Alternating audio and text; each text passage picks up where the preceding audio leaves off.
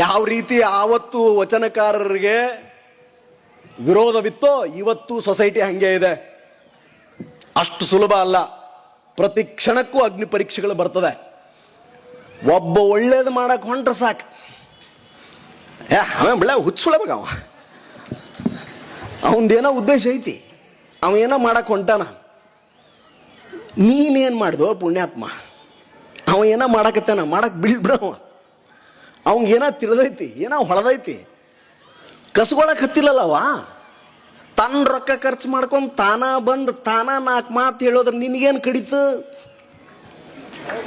ಏನು ಹೊಟ್ಟಿ ಉರಿ?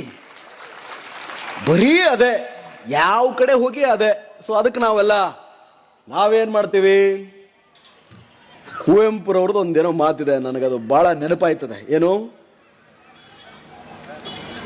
ಕತ್ತಿ ಪರದೇಶಿಯದಾದರೆ ಮಾತ್ರ ನೋವೇ,